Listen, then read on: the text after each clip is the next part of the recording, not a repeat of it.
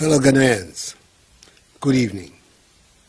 It is a privilege for me once again to come into your homes to speak to you about the state of our common battle against the pandemic of the coronavirus that is affecting all parts of the world, including our own.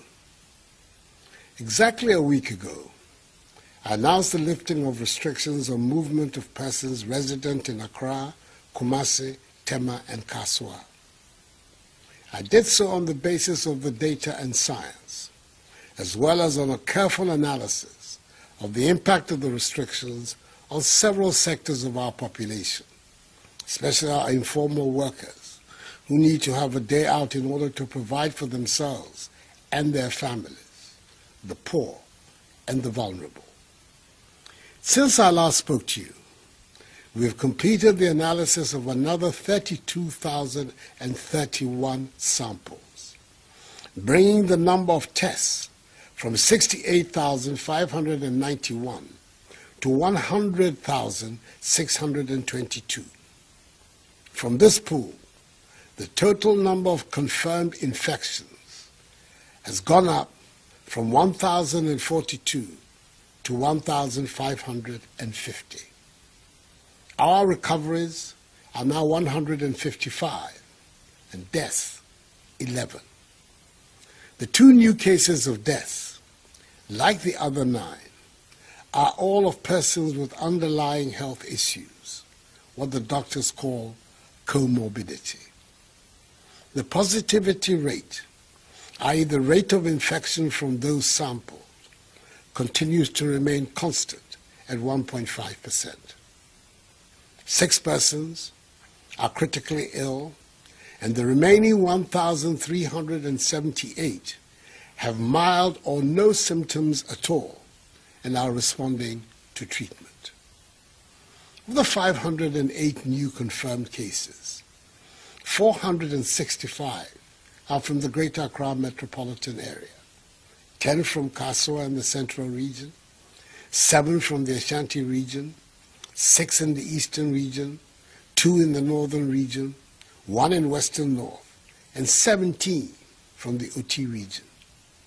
These 17 were the result of interceptions near Nkwanta by officers of the Immigration Service and other security personnel of 2 cargo vehicles that had on board a total of 67 passengers who were illegally entering the region from Accra during the period of the lockdown, and all of whom were tested, with 17 proving positive.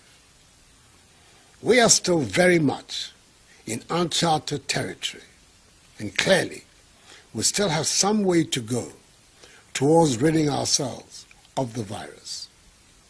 The truth is that this will be a long war, broken up into several battles. Indeed, we registered a modest success in the important battle to trace and test many of the persons who had come into contact with infected persons, and we cannot and will not rest on our laurels.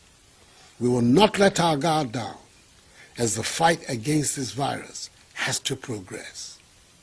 We will pursue vigorously our strategy of enhanced 3 T's, i.e. tracing and testing to allow us to identify infected persons and isolating and treating them.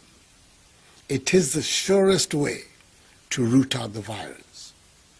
Our efforts will remain constant, as will our abiding faith in the Almighty and our determination to defeat the virus. We must continue to be grateful to members of the media, members of our security forces, and our health workers for their sacrifice and high sense of patriotism in their contribution to the fight against the virus. The health workers, who are working day and night to care for the stricken, must continually be in our prayers. Their efforts will be in vain if we at home do not support them. In addition to the incentive package given to all health workers, government has enabled domestic production and supply of protective equipment to our health workers to increase significantly.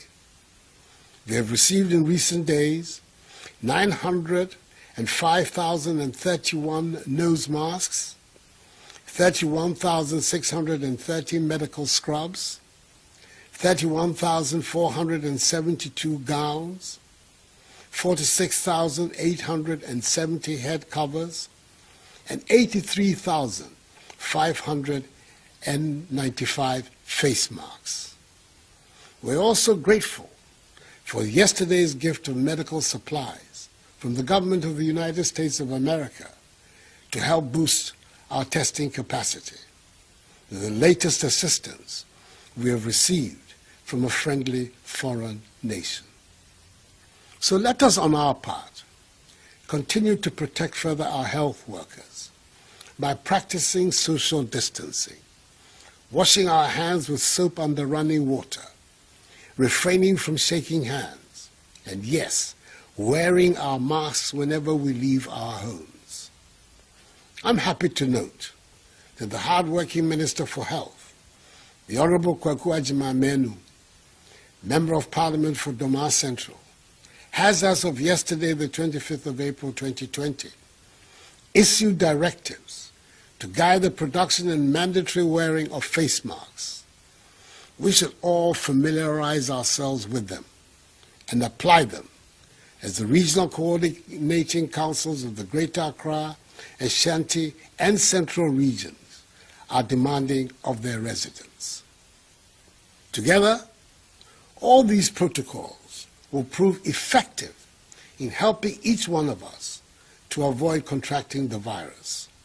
The doctors and scientists tell us that the virus is transmitted from human contact, talking, singing, coughing, sneezing, and thereby sending droplets of the virus from one person to another.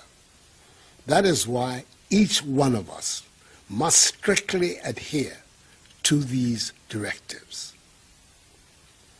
Fellow Ghanaians, in the course of this past week, I engaged a number of stakeholders to discuss the future of existing measures which have imposed restrictions on public gatherings, shut down our schools, and closed our borders. I met with the chairperson and members of the Council of State, the President and members of the Standing Committee of the National House of Chiefs, representatives of organized labor, that is the leadership of the Trades Union Congress, the leadership of the Christian community, the leadership of the Muslim community, the President and Executive Committee of the Ghana Medical Association, representatives and leaders of the media, and the leadership of the National Union of Ghana Students, NUCS, and its affiliated associations. The strong consensus that emerged from these and other consultations is that the existing measures must be maintained for now until we have a firm grip on the movement of the virus. This consensus is supported by data and science, and I'm also very much of this view. I have accordingly, by executive instrument, extended for another 2 weeks the suspension of all public and social gatherings, as set out in Executive Instrument number 64 of 15th March 2020, effective tomorrow, 1 a.m., Monday, the 27th of April. I'm encouraged that so many of our trotros, taxis, and buses are operating with a minimal number of passengers. And our businesses and supermarkets are enforcing the need for social distancing, the use of hand sanitizers, and the wearing of masks for all patrons and staff. I want to single out supermarkets such as Melcom, Palace, and ShopRite in particular for the excellent discipline they are maintaining in their enterprises across the country, and call upon all other enterprises, especially our market women, to emulate them. The example of markets in the Sekondi Takoradi metropolis, where social distancing is being well observed, is an excellent one for market women all over the country. I am fully aware of the sacrifices in reduced revenues that all businesses and enterprises are suffering. But I believe we have no option but to sacrifice to defeat this virus. This is the time for sacrifice so that we do not have to bear a greater cost in the future. Unhappily, there continues to be the worrying news of a few Ghanaians aiding some West African nationals to enter our country illegally, despite the closure of our borders. Even more disturbing is the fact that several of the West Africans who have been arrested have later tested positive for the virus. These are unpatriotic acts and must stop. We cannot allow a few persons who are motivated by their own selfish money-making interests to endanger the lives of the rest of the population. Not only will persons who enter our country illegally be strictly dealt with, but so will Ghanaians who facilitate their entry. As I have said before, being a Ghanaian must mean that we look out for each other. Just as the virus has disrupted our daily lives, it has also exposed the deficiencies of our healthcare system because of years of underinvestment and neglect. Whilst maternal, newborn, adolescent health and nutrition remain our top priorities, we must pay increased attention to chronic non-communicable diseases such as heart diseases, diabetes, and asthma, which have proved to be the common risk factors for the 11 deaths we have recorded from the virus. It has highlighted the need to address mental health issues and the crucial role of emergency services, to which the new fleet of ambulances and drones are responding. We must emphasize preventive and promotive aspects of health in addition to care for the sick. The virus has also revealed the unequal distribution of health facilities, as we have tended to focus our infrastructure on Accra and one or two of our other big cities. But as we've seen, epidemics and pandemics, when they emerge, can spread to any part of our country. There are 88 districts in our country without district hospitals. We have 6 new regions without regional hospitals. We do not have infectious disease control centers dotted across the country. And we do not have enough testing and isolation centers for diseases like COVID-19. We must do something urgently about this. That is why government has decided to undertake a major investment in our healthcare infrastructure, the largest in our history. We will this year begin constructing 88 hospitals in the districts without hospitals.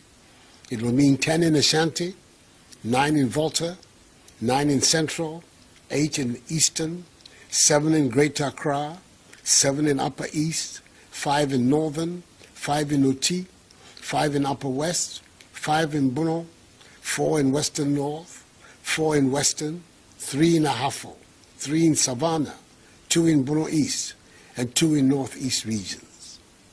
Each of them will be a quality, standard design 100-bed hospital with accommodation for doctors, nurses, and other health workers. And the intention is to complete them within a year. We have also put in place plans for the construction of 6 new regional hospitals in the 6 new regions, and the rehabilitation of Efiankwanta Hospital in Sekondi, which is the regional hospital of the Western region. We're going to beef up our existing laboratories and establish new ones across every region for testing. We will establish 3 infectious disease control centers for each of the zones of our country, that is the coastal, middle belt, and northern, with the overall objective of setting up a Ghana Center for Disease Control.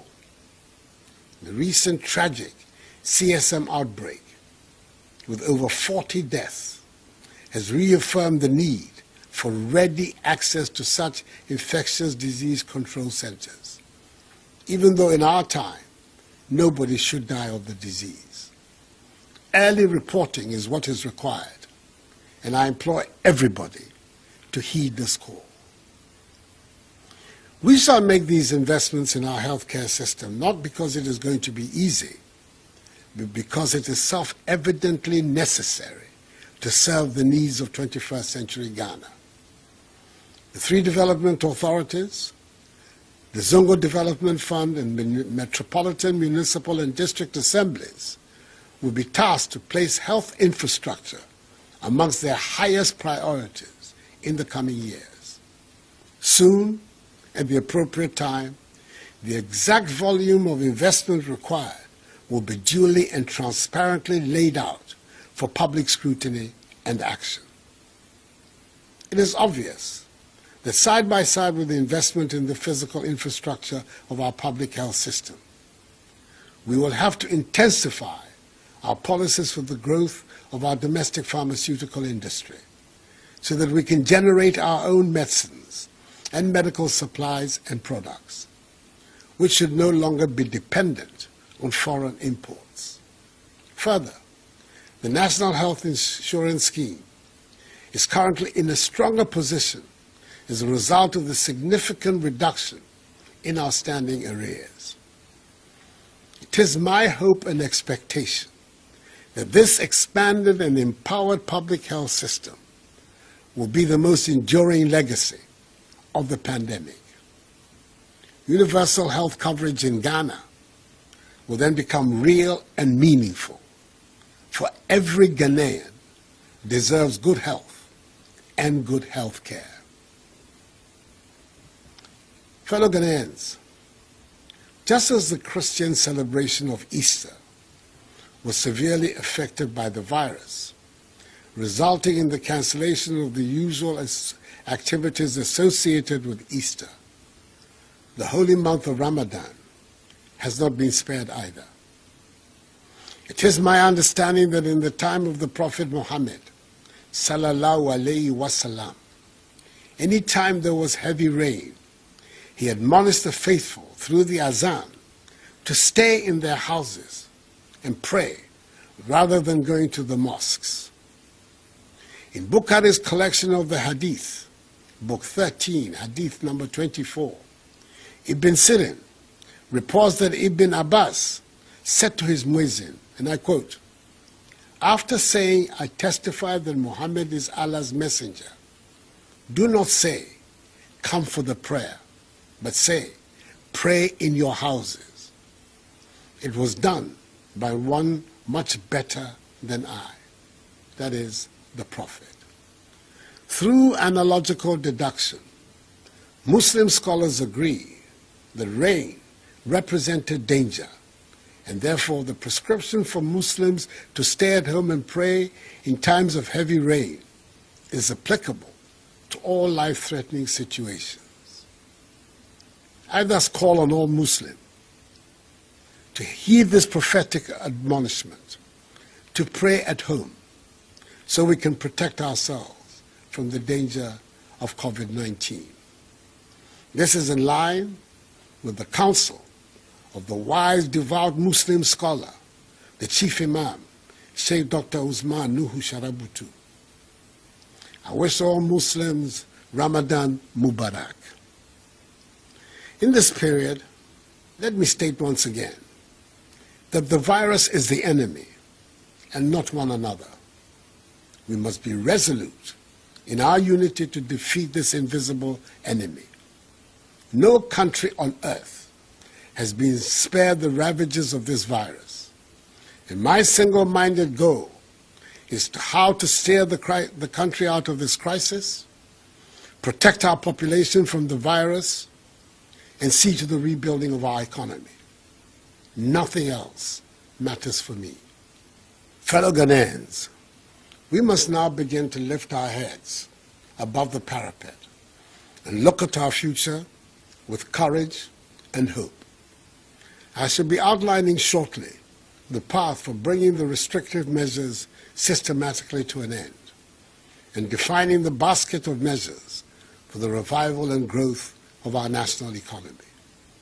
We have to own our future. I'm truly proud and indeed humbled to stand here today as your president, witnessing the unfettered assistance Ghanaians have given to each other, the help you have offered to those in need, the generosity of your contributions to the COVID-19 National Trust Fund, and the support and understanding you have given to the difficult measures government has had to undertake. It is said that out of adversity comes opportunity, and through this ordeal, we Ghanaians have had the opportunity to reintroduce ourselves to one another, showing the best of who we are. The solidarity and humanity on display in these past days fills me with even more optimism that Ghana will overcome this crisis and come out even stronger and more resilient. Enuanom, nse ni abe ahaye nyina. Nanso, me wa rehihye mu se Onyankopon adaroma. Nsema maken si enye no. Ayeye no. Ye koso diso a eno ene beboa yen. Obi ahohoro ne nsa. Obi andi ne huni. Ye pia yan hya mask no. Ye wa abonten a ye makwan enda yentem. Ye masede sa sembi ba esese me na me bɔ mo ho ban. Momboa me na mentumi nya madwuma. Na Nyankopɔn bɛboa ama yɛfi ɔhaw eyi mu. Anyame me ile akɛhye no ne bane egba wɔ fɛn na. Sin ye hemo ka yeli aka nyumodromo na. Ni bi ni nke aka wɔ fɛ ni wɔ fɛ ka wɔ ye no. No ni ba wa wɔ fɛn. Wɔ fɛn mo afɔ ede. Ni ekɔ ejuba. Ke wɔ jekpo e. Wɔ wo mask e. Wɔ jekpo e. Wɔ hagbe aka wɔ te. Ini chimo jiake. Ke sani ba. Isani makwe. Ni noko aka fenye. Nye wami. Ni manye. Mafe ini chimo. Ni nyumo ba wawo. Ni wok je. Ne kesani nemi. This too shall pass. For the battle is the Lord's. May God bless us all in our homeland, Ghana, and make her great and strong. I thank you for your attention, and good night.